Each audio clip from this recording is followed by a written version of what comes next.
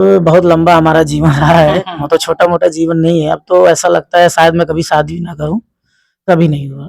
ऐसा लगाव हो गया था मतलब हम जाते थे, हम मतलब बहुत मतलब घर की तरह हो गए थे ना, बताया ना आपको मतलब कोई ना रिलेशन में नहीं था, कोई को भी नहीं अगर ऐसे हम छोड़ देंगे तो शायद ये ठीक हो पाएगी और बहुत सारी तकलीफ़ें थी। मन में कई बार आया लेकिन मैं कहा चलो जाने दो, शायद मेरे नसीब में यही लिखी है।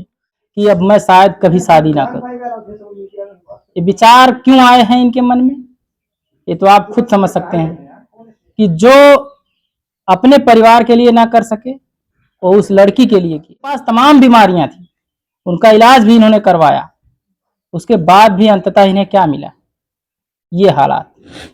सेहरा बांध के गए और ये मरहम पट्टी करके वापस आ गए। को अंदेशा नहीं था कुछ अलग होने वाला है। तो फिर बाद में वो लोग आए कि भैया शादी नहीं होगा और आप थोड़ा-सा ये कागज़ पत्तर पे लिखा लीजिए और जो खर्चा-वर्चा वो हमारा दे दीजिए। बातचीत होने लगा। हम बोले भाई शादी अगर नहीं करेंगे तो ठीक है भाई, ज़बरदस्ती नहीं करना, लेकिन हो जाता तो बढ़िया रहता, नहीं तो यहाँ से रिश्ता टूटेगा तो भाई समाज में बदनामी हो। हमारे साथ में अवधेश राजभर जी हैं, जिनकी बारात 22 तारीख को यहाँ से खेतासराय थाना क्षेत्र के अंतर्गत एक गांव में जाती है और उसमें सब कुछ धूमधाम से हो रहा था। सब लोग खाना खाते हैं, इसके बाद जयमाल होता है। जयमाल खत्म होता है, उसके बाद जो मंडप में बैठने का कार्य होता है, शादी विवाह जो मुख्य रूप से हिंदू धर्म में मानी जाती है, उसका कार्यक्रम शुरू होने वाला ही था। इसके बीच विवाह शुरू हो जाता है और 1 साल से उस लड़की के लिए ये तमाम काम किए।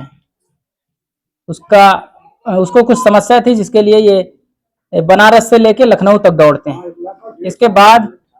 इसके बाद फिर कुछ विवाद होता है उसमें हार वगैरह को लेकर के, और विवाद इतना बढ़ जाता है कि आज जो कल सेहरा बंधा था सिर पे, आज आप देख सकते हैं क्या बंधा हुआ। इनके भी सिर पे चोट लगी और तमाम चोटें आई हैं शरीर के तमाम अंगों पर, और पिताजी को अभी हमने दिखाया और भाई साहब भी हैं और कुछ लोग हैं जो मौजूदा हाल में यहाँ पर नहीं है। बातचीत करेंगे अवधेश से, आखिर कैसे विवाद होता है।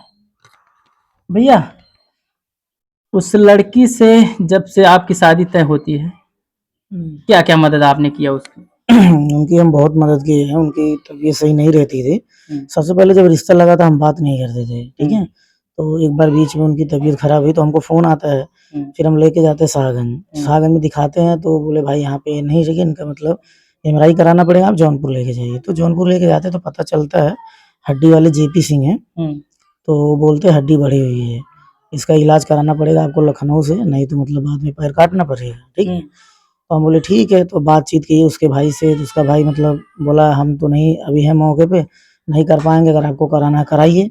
तो जितना मदद हो सकता था हमने पूरा मदद अच्छा, किया। भाई ने ऐसा कह दिया कि आपको हाँ, करना है कराइए? हाँ, हम अभी नहीं आ पाएँगे, ना तो करा पाएँगे। वो खुद बात की अपने भाई से मेरे सामने, भैया ऐसी-ऐसी प्रॉब्लम है, आप आ जाओ। ये कितनी बार आएँगे, इनका रिश्ता लगा हुआ है, क्योंकि हम जाते नहीं थे। हर दूसरे दिन उसका बीमार होना, पैर दर्द करना, एलर्जी होना, मतलब बहुत सारे प्रकार से प्रॉब्लम थी, क्योंकि वो अपनी माँ को लेके 4-5 साल हॉस्पिटल में थी, उसकी मम्मी एक्सपायर हुई थी। तो यही सब हम सुने थे, हम कहा चलो ठीक है, सोई नहीं है, जगी है, इधर-उधर दौड़ी है। पता चला था मतलब क्योंकि करीब में है, वहाँ पे रिलेशन है, अपना बगल में गुधना गाँव है। उस गाँव के भी कुछ मित्र थे हमारे पहचान के, लोग बताएँ भाई ठीक है सब कुछ, कोई दिक्कत नहीं है, आप शादी कर सकते हो, लड़की भी पढ़ी लिखी है। बोले चलो ठीक है। तो वो उसका बीटीसी में एडमिशन हुआ तो उसमें वो फेल हो गई थी। हम बोले चलो ठीक है, हम वापस करा देंगे। फिर हमने उसका कंप्यूटर का मार्कशीट बनवाया, ठीक है? उसका हम फिर मेडिक्लेम भी निकाल के दिए कि ताकि कभी कोई प्रॉब्लम ना रहे, मतलब वो रहेगा तो हेल्थ इंश्योरेंस कहीं भी वो दवा करा सकती है। फिर हम पढ़ाते भी हैं, हमारा बीकॉम भी हम अकाउंट, हाँ, अकाउंट के टीचर हैं, तो हमारे पास टाइम नहीं होता था। लेकिन फ़ोन आना हमको मजबूरी में आना पड़ता था। फिर उसकी दीदी को भी सर्वाइकल था, उनको भी लेके जाना पड़ता, मतलब हर एक अनेक प्रकार की जितनी भी उनके घर में समस्याएँ थी। हमारा गाड़ी देने का रीज़न यही था, डॉक्टर बोला था इसको चलना कम पड़ेगा, क्योंकि घर में कोई था नहीं, तो घर से निकलने के लिए आपको पता है टेम्पू थोड़ा दूर मिलता है। तो हम बोले चलो ये ले लेंगे, कम से कम आना-जाना रहेगा, इसका पैर थोड़ा दर्द कम करेगा। एक प्रकार की सहायता किए और उसके बाद मतलब होता है ना, एक ऊपरी बवाल होता है, तो दिखाने के लिए बोले। तो इसके बाबा शायद किसी जिन्नात बाबा को पूजते थे, तो एक सोखा है, रिलेशन में ही पढ़ते हैं, फुलीबा गाँव है। वो बताया ऐसा-ऐसा है, वो जिन्नात बाबा को बनवाना पड़ेगा, पूजा देना पड़ेगा, तो जाके इनको आराम मिलेगा। तो हम बात की इसके भाई से, ऐसा-ऐसा भैया बात हो, बोला भैया हम ये सब नहीं मानते, ऐसा-ऐसा, जबकि यहाँ तक भी बोला गया कि वहाँ गाँव के लोग बोले कि इसके पापा एक बार बनवाए थे, कुछ हुआ था, उसके पापा एक्सपायर हो गए थे, मतलब सही से पूजा नहीं किए थे। अच्छा, अच्छा। हाँ, हम साला इतना मतलब हो गए थे, चलो ठीक है, लड़की है, मतलब माँ-बाप नहीं है, फिर भी हम उसको बनवाए, 40-50 हज़ार उसमें भी लगाए, मतलब जितना आप जाएँगे गाँव के पीछे बना हुआ है मैदान में, आप देख सकते हैं उसको, वहाँ से बात करके वहाँ पे अच्छा, वो पूरा स्थान आपने बनवाया? हाँ, हमने बनवाया, पूजा सुनाया, फिर वहाँ के मुस्लिम लोग कुछ विरोध कर रहे थे, फिर थाना खेतासर एप्लीकेशन दे के वो भी हम करवाए। उसके बाद आराम हुआ उसको, मतलब दवा और दोनों से वो ठीक हो गई पूरी तरीके से। फिर एलर्जी हुआ, फिर एलर्जी के लिए भी साहगंज में दिखाए, फिर जौनपुर दिखाए, मतलब हर एक प्रकार की काफ़ी पैसे के कभी अनगिनत ही नहीं है, हमने इतना खर्च किया है। फिर बीच में एक बार और बोली कि मतलब भैया पैसा दे देंगे तो दे देंगे, 30-40 हज़ार का घर का भी काम करवाए थे। पैसा काफ़ी ज़्यादा हम खर्च किए थे, मगर चलो रिश्ता हो रहा है, आगे पीछे लेन-देन होता रहेगा, कभी ऐसा हमको लगा भी नहीं, वहाँ जाते भी रुकते भी थे, मतलब कुछ भी है तो ऐसा होता है ना, मन में कुछ खटास होती है या बगल में पता चले, पूरे गाँव में भी ऐसा कुछ नहीं था। कहीं भी आप बात कर सकते हैं, गाँव में कोई भी बताएगा। एकाएक उसी दिन, उसी जिस दिन जब हाँ, ऐसा मतलब आया, आवाज़ आई, तो उसके ही पंडित जी, जो उस तरफ से पंडित जी थे, वो बोले बेटा उठना अब शगुन होता है। बोले चलो ठीक है, तो वो लोग बाहर आ गए, पूरा लड़की बाहर आ गई चिल्लाते-चिल्लाते, नहीं आइए, आइए, आइए। तो हम गए, बात किए, मतलब काफ़ी समय तक बात किए, देखो हम बहुत ज़्यादा पैसा खर्च कर चुके हैं और मतलब तुम्हारे भैया बोले थे, हमारे भैया 4 व्हीलर देंगे, ऐसा हम बोले, हमारा कोई डिमांड नहीं, हमको कुछ चाहिए नहीं 4 व्हीलर, क्या करेंगे 4 व्हीलर लेके? हम यहाँ रहते ही नहीं, तो यही सब बात था, हमको डिमांड नहीं किए थे। हम बोले जितना आया है, बाकी घर में और भी 2 भाभी की शादी हुई थी, जितना चढ़ाया तो होता है ना, मतलब ज़्यादा बनवाने पे फिर ये लोग नाराज़ होना। और ये भी स्कीम आया था, मोदी जी बोले थे मतलब सोना कम खरीदिए, जितनी ज़रूरत है उतनी, तो हम बोले चलो ठीक है, इतना काफ़ी है, फिर बनवा देंगे, कोई दिक्कत थोड़ी है। तो हमारे मन में कुछ ऐसा रहता है, तो हम 10 से 5 गाड़ी लेके जाते, 35-40 गाड़ी लेके थोड़ी जाते। आपको पूरे क्षेत्र में कहीं पता करेंगे, शायद ही कोई ऐसा होगा जो बारात में नहीं गया होगा। बहुत बड़े-बड़े लोग गए थे, अच्छे-अच्छे लोग गए थे।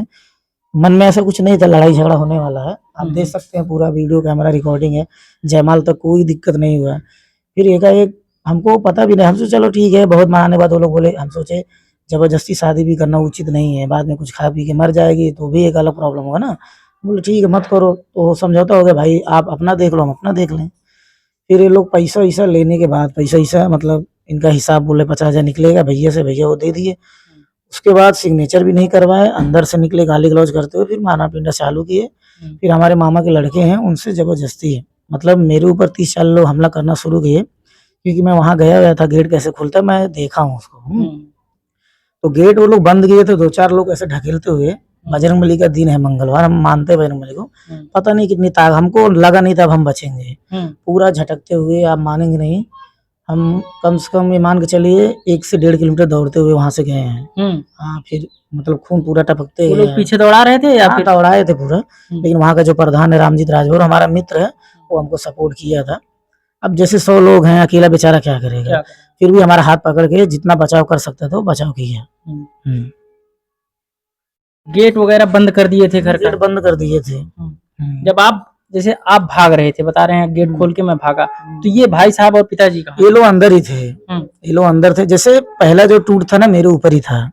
जब मैं गेट खोल के भागा, इनको अपने पिताजी को बहुत बचाया भी हूँ, मेरे बहुत शरीर में लगा है, बहुत चोट लगा, हाथ पे सब बहुत बचाया, 2-3 बार थामा।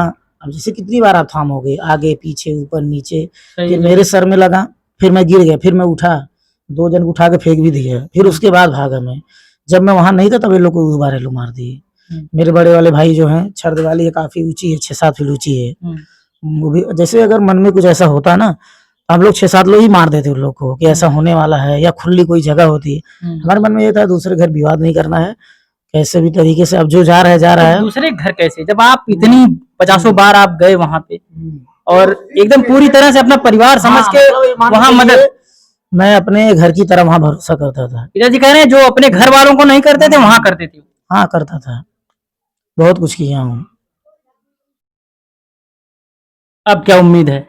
बस हमको यही उम्मीद है कि देखिए, जो 5 लोग आरोपी हैं, बाकी लोग अज्ञात है, नाम नहीं जानता। जो मुख्य आरोपी हैं, इनको कड़ी से कड़ी सज़ा होनी चाहिए। और स्टाफ संस्था क्राइम में शायद उन लोगों को पता नहीं है, मैं प्रदेश अध्यक्ष हूँ। हाँ, मुंबई में इसका मेन ब्रांच है, वहाँ हमारी बात हो चुकी है। और जो हम एप्लीकेशन दिए थे खेतासराय में, उसमें भी बहुत बदलाव हुआ है। आज हम मीडिया के साथ वहाँ जाने वाले थे, लेकिन समय का थोड़ा अभाव था, पिताजी की थोड़ा तबीयत खराब होने की वजह से इनको दिखाना पड़ा। कल हम जाएंगे थाने पे, थाने का पूरा घेराव करेंगे। अगर हमारी मांग है कल गिरफ्तारी नहीं होगी तो वहीं धरने पे हम बैठेंगे। खितासरा जाएंगे या? खेतासराय थाने पे हम जाएंगे, हम्म,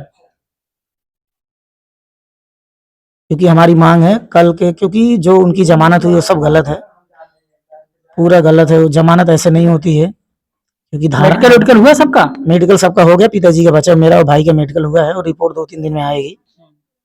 लेकिन जब हम पूरा सामने सबूत है, पुलिस भी देखा है, ऐसा नहीं कुछ अलग हुआ है, तो हम यही चाहते हैं उनकी पहले गिरफ्तारी हो, बस।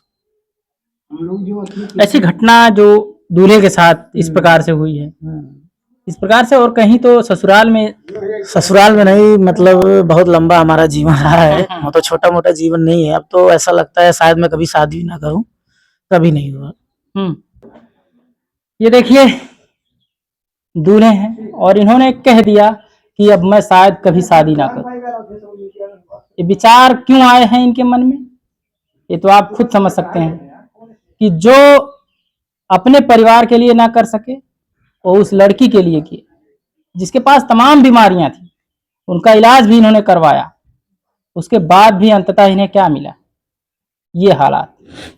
सेहरा बांध के गए और ये मरहम पट्टी करके वापस आए। खुद ही नहीं, तमाम लोग साथ। अगर ये उम्मीद इनको रही होती थोड़ा बहुत तो छोड़ देते, जाओ बीमार है, बीमार रहती है, इससे शादी नहीं करूंगा। कभी ये विचार नहीं आए कि चलो ये बीमार होती है, छोड़ दो इसको, दूसरी देखेंगे? नहीं, कभी ऐसा विचार, क्योंकि मतलब ऐसा लगाव हो गया था, मतलब हम जाते थे, हम मतलब बहुत मतलब घर की तरह हो गए थे ना, बताया ना आपको, मतलब कोई ना रिलेशन में नहीं था, कोई को भी नहीं बना। चलो अगर ऐसे हम छोड़ देंगे तो शायद ये ठीक हो पाएगी, और बहुत सारी तकलीफें थी, मन में कई बार आया, लेकिन मैं कहा चलो जाने दो, शायद मेरे नसीब में यही लिखी है। बहुत रिश्ते आए, आप देख ही सकते हैं, किसी चीज़ की कमी नहीं है पूरे गाँव में, सबसे ज़्यादा पढ़ा लिखा मैं ही हूँ, घर द्वार खेती बाड़ी किसी चीज़ की कमी नहीं है। इसके बाद भी ये मिला। बातचीत करेंगे इनके बड़े भाई से थोड़ा सा, क्योंकि उनको भी तमाम चोटें आई हैं। नाम है भैया आपका? राकेश राजभर। कितने लोग थे उस वक्त जब वहां पे विवाद शुरू हो जाता है? जब विवाद शुरू हो जाता है उस टाइम पे अंदर कम से कम 30 लोग थे, और गेट के बाहर जो थे वहां भी कम से कम 25-25 लोग के लगभग थे, वहां बाहर भी, अंदर भी थे और बाहर भी थे। हाँ, और हमारे तरफ से सिर्फ 7-8 लोग थे, वो भी 1-2 ड्राइवर लेकर। हाँ, इतने लोग थे वहाँ पे। और वही जेवर को लेकर ये बातें होती है, फिर उसी को लेकर शादी रुकवा दिया जाता है उन लोग की तरफ से। फिर बोला जाता है कि आप लोग अभी बैठिए, शादी विवाह जीवन का संबंध होता है, पहले बातचीत हो जाएगी तब होगा। हम लोग को अंदेशा नहीं था कुछ अलग होने वाला है। तो फिर बाद में वो लोग आए कि भैया शादी नहीं होगा, और आप सुलह सा ये कागज पत्तर पे लिखा लीजिए, और जो खर्चा वर्चा वो हमारा दे दीजिए। बातचीत होने लगा। हम बोले भाई शादी अगर नहीं करेंगे तो ठीक है भाई, जबरदस्ती नहीं करना, लेकिन हो जाता तो बढ़िया रहता, नहीं तो यहाँ से रिश्ता टूटेगा तो भाई समाज में बदनामी होगी और तमाम तरह का उन्हें दिक्कत होता है, फिर दोबारा शादी करने में भी दिक्कत होता है, मान सम्मान जाता है। बहुत अपनी तरफ से कोशिश की है कि शादी किसी तरह से हो जाए चाहे जैसे, लेकिन उसमें उसके जो लड़की के जीजा दोनों थे वो और कुछ गांव के लोग थे, वो बार बार जाके इंटरप्ट करते थे, हर बात को वो बढ़ा चढ़ा के बोलते थे, झगड़ा करने पूरा फुल मूड में थे। और एक छोटा उसका भाई, यही लोग विवाद के मेन कारण है। और मारपीट में यही लोग पहले हाथ भी उठाए हैं, बाद में गांव के लोग भी उसी में मारना पीटना शुरू कर दिए, लाठी डंडे रॉड, और जो उस समय हलवाई वाला सामान होता है, जिससे पौना हुआ, थापी हुआ, जो पाया उन लोगों ने। जब पूरी बातचीत जब पूरी हो गई थी, पैसे का लेन देन हो गया था, इसके बाद फिर मारपीट करने का मारपीट, इसके बाद मारपीट वो लोग किए कि भैया पैसा चौड़ी मिल गया है, अब इन लोग को मार पीट के या उनके मन में ये रहा होगा कि भाई मारी तो जान से, या कुछ भी जो भी मासा जानलेवा हमला, वो आप देख ही रहे हैं चोटें कितनी गंभीर है, सर में मारने का क्या मतलब है। अगर कोई दंडित करना चाहता है 1-2 तमाचा मार देता है या कॉलर पकड़ लेता है, वही आदमी के लिए बहुत हो जाता। लेकिन अगर आप लाठी डंडे रॉड से मार रहे हैं तो कहीं न कहीं आप जानलेवा हमला कर रहे हैं। और एक उस परिवार को जो लगातार मदद करता आया, उसको उसके ऊपर सबसे पहले हाथ उठाया जाता है, दूल्हे के ऊपर सबसे पहले उसी को मारा जाता है। और माने इतने लोग थे कि आदमी के सर में लग जाए तो आदमी गिर जाए बेहोश हो, कैसे पता चले कितने लोग थे। लेकिन जब शुरुआत में जो देखा हमने 20-25 लोग अंदर थे और 20-25 लोग गेट के बाहर, क्योंकि गेट जो था वो लोहे का था, वो बीच-बीच में रोड लगा था, उससे दिखाई दे रहा है कि बाहर भी लोग आ गए हैं। हाँ, हमने कहा ना कि 20-25 लोग के लगभग बाहर थे, 20-25 लोग के लगभग अंदर थे। उनका परिवार मिला के कुल 30 लोग वहीं हो गए थे, अंदर ही। यानी जितने लोग वहाँ थे सबको मारा गया आपके सबको साथ? मारा गया, सबको मारा गया, बहुत मारा गया।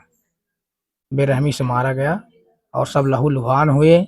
बाद में किसी ने, शायद मेरे किसी ड्राइवर ने या किसी ने, या हमारे किसी मामा के लड़के ने, मामा के लड़के यही लोग थे। यही लोग शायद दूर जाके, क्योंकि ये लोग उस समय ना, जब ये वो लोग बीच-बीच में रोक देते थे कि ये शादी नहीं होगा या अभी सुलहनामा या ये सब होगा। तो ये लोग थोड़ा-सा सोचते कि अभी थोड़ा टाइम लगेगा, लाओ थोड़ा घूम ले बाहर-वाहर। ये लोग उस समय बाहर घूम रहे थे।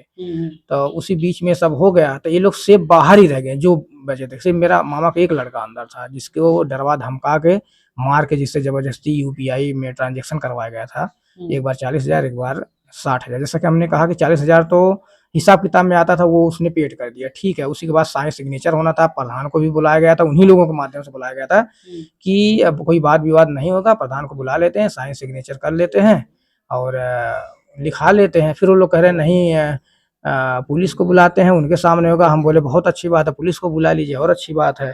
फिर वो लोग अपने फिर अंदर गए हैं, फिर पता नहीं क्या समझ-बूझ कर पुलिस आए आई थी जब समझौते की बात थी? समझौते के बाद थी, तब पुलिस नहीं आई थी। हम चाह रहे थे पुलिस आए, लेकिन वो लोग नहीं बुलाए, प्रधान को बुलाए।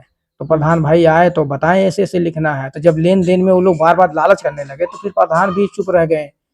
वो लोग भी चुप रह गए। उसका लड़की का भाई एक बार बोलता 4.5 लाख, फिर आके बोलता है कि इतना। मैंने बढ़ा चढ़ा के फिर जब हमने 4.5 लाख रुपए तक का बराबर कर दिया हिसाब किताब, उसके बाद उसके मन में लालच आता है, फिर वो चाहता है कि 1 आध लाख और ले ले। और 1 आध लाख और ले लें, वही इसी लालच में मारपीट तो नहीं हाँ, शुरू इसी हुई? लालच में मारपीट हुआ। फिर हम नहीं, इसी लालच में गाली गलौज पहले किए वो लोग, फिर हम कहे अच्छा चलो वो भी दे देते हैं। उसके बाद वो भीड़ थमी नहीं, मारने लगी तुरंत। और उसके बाद मारने के बाद हमारे मामा के लड़के से जबरदस्ती ट्रांजैक्शन करवाया जाता है, मार के उससे। और उसके पास ऑन रिकॉर्ड है। गालियाँ उधर से ही दी जा रही थी कि आप लोग? इधर से कोई गाली नहीं दिया। अगर इधर के लोग एक्टिव होते हैं या मारना चाहे होते, तो उन लोगों की तरफ भी थोड़ा सा जरूर खरोच भी आया होता। इधर के लोग हाथ तक भी नहीं लगाए उन लोगों को। कैसे लगाते हो आप बताइए? हाथ तक उनको उनको अगर जाएंगे कभी भी आप वहां पर मुआयना के लिए कभी भी जाएंगे, तो देखेंगे कि परिवार में किसी को एक, परिवार में क्या पूरे गांव में कोई खरोच नहीं आई होगी।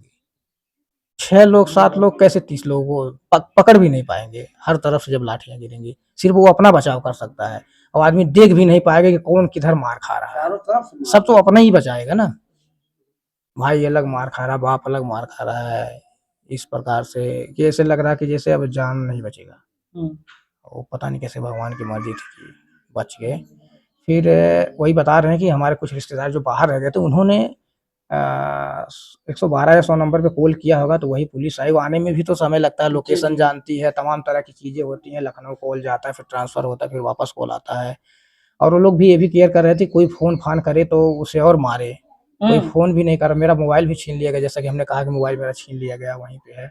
अब मेरा नंबर बंद अच्छा, अभी आया। वही लोग मोबाइल लिए? वही मोबाइल है, मेरा बैग में जो पैसा-वैसा था वही है, और जो गहना था वो तो अंदर चढ़ा ही दिए थे। अंदर लेके गए थे, तो गहना, कपड़ा-लत्ता सब उन्हीं लोगों के पास है। तो जब पुलिस आई तो उसको हमने कहा कि भई मेरा सारा सामान वहीं पर है, गहना वगैरह।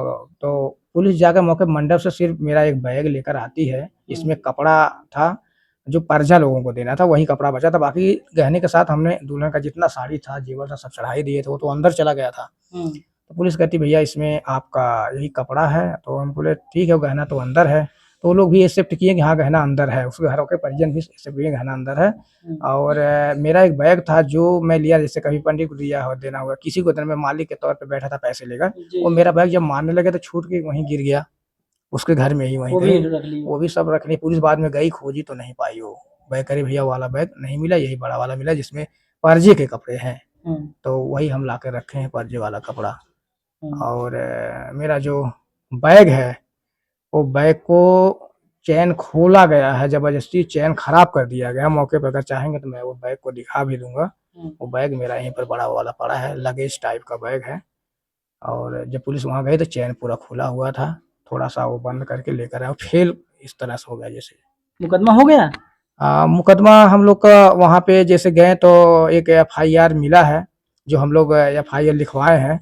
तो एफआईआर उसमें दिया गया, उसमें कुछ धाराएं हैं, और कोर्ट कचहरी तक कभी हम लोग गए नहीं थे, उतना अंदेशा था नहीं कौन सी धारा ऐसी है ऐसी है। फिर हम लोग को प्रशासन की तरफ से बोला जाता है कि भाई आप लोग मेडिकल करवाओ।